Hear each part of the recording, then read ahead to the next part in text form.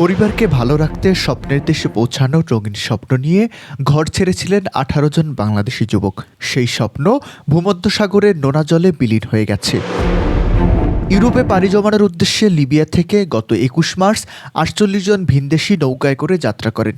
ভূমধ্যসাগর পাড়ি দেওয়ার চেষ্টায় টানা ৬ দিন পর সমুদ্রে খাবার আর পানি ফুরিয়ে আসে।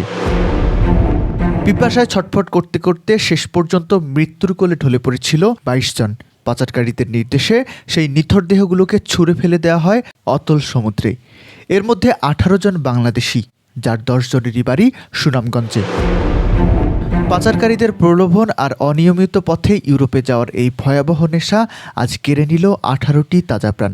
প্রতিটি মৃত্যুর পেছনে ছিল এক একটি বুক ভরা আশা, এক একটি পরিবারের টিকে থাকার লড়াই।